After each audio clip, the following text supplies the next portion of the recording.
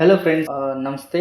कैसे हो आप लोग? आई होप आप लोग अच्छे होंगे। मेरा नाम गोपाल प्रजापति है और जैसा कि आप लोगों ने थंबनेल में देखा ही होगा, इन्वेस्टमेंट क्या होता है आज उसके बारे में हम लोग जानेंगे। सो इन्वेस्टमेंट का मतलब होता है आप कहीं भी अपना पैसा अगर कहीं इन्वेस्ट करते हो तो उसकी वैल्यू अगर बढ़ती है और या फिर आपका पैसा ग्रो होता है तो उसे इन्वेस्टमेंट कहते हैं। और इन्वेस्टमेंट के बहुत सारे प्रकार होते हैं, जैसे कि स्टॉक्स हुए, बॉन्ड्स हुए, म्यूचुअल फंड हुए, फिक्स असेट्स हुए, एफडी आप पकड़ो फॉर शॉर्ट में, गोल्ड हुआ, रियल इस्टेट हुआ, बिजनेसेस हुए, पीपीएफ हुआ, एनपीएस, क्रिप्टो करेंसी और इंश्योरेंस, ये सब। और आप एक बात ध्यान रखिए, अगर आप इन्वेस्टमेंट करते हो, सबसे पहले आप अपने लाइफ का और हेल्थ का इंश्योरेंस श्योर करवाइएगा, क्योंकि आप आगे चल के कब क्या हो जाए कुछ मालूम नहीं।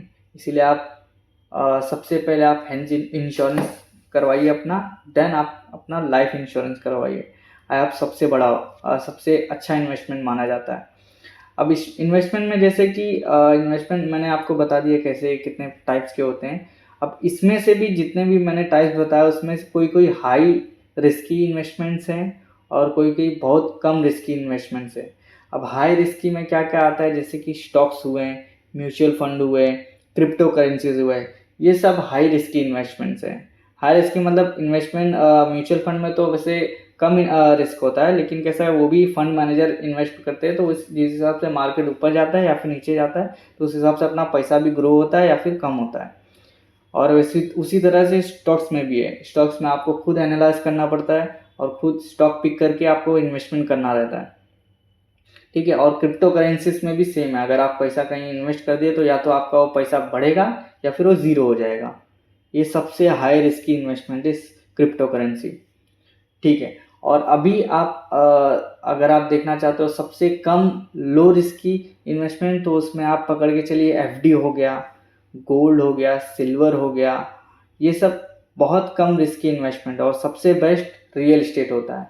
अगर आपने कहीं अच्छे से प्रॉपर एनालाइज करके आपने कहीं रियल इस्टेट में इन्वेस्ट किया, सपोज करते हैं फ्लैट लिया या फिर कोई प्लॉट लिया, अगर उस प्लॉट का प्राइस अप्रिशिएट होता है तो आपको भी बेनिफिट मिलेगा।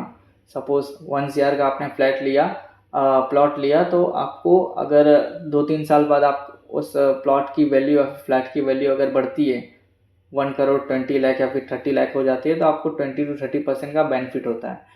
इस तरह से स्टॉक्स या फिर म्यूचुअल फंड में भी सेम स्ट्रैटेजी काम आती है। जैसे कि आपने पैसे इन्वेस्ट कर दिए, सपोज करते हैं 1 लाख, तो अगर आगे चल के 1,20,000 हो जाता है, 1,30,000 हो जाता है, तो उसमें भी आपका अप्रिसिएशन 20 to 30% होता है। इस तरह से आपके इन्वेस्टमेंट होते हैं। सपोज करते हैं आपने कहीं बिजनेसेस में इन्वेस्ट किया है, तो बिजनेस का भी एक टारगेट होता है, वो मंथली टारगेट लेके चलते हैं या फिर एनुअली टारगेट लेके चलते हैं कि अपने को इतना परसेंटेज निकालना ही है बिजनेस से।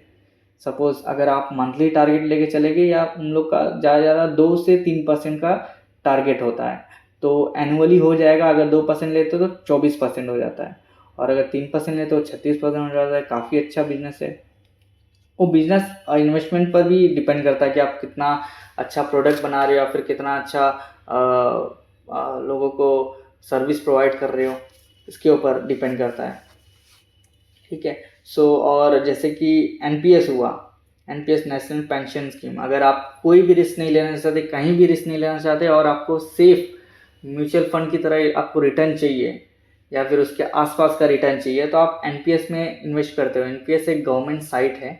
आप गवर्नमेंट साइट पे जाके आप वहाँ पे अपना रजिस्ट्रेशन कर सकते हो और वहाँ पे अपना एक ईसीएस चालू करा सकते हो, जिससे आपका हर महीने पैसे कट जाएंगे, उस एनपीएस के गवर्नमेंट साइट पे चले जाएगा। नेशनल पेंशन स्कीम इसका फुल फॉर्म है। तो वहाँ पे आपका पैसा जाके इन्वेस्ट हो जाएगा और आपको रिटायरमेंट पर अमाउंट मिलेगा। और उसमें भी एक कंडीशंस होते हैं, टर्म्स एंड कंडीशन, वो आपको आने वाली वीडियो में आपको मैं बता दूंगा। आई होप आप लोगों को समझ में आया होगा कि इन्वेस्टमेंट किस टाइप के होते हैं और क्या बोलते हैं इन्वेस्टमेंट को।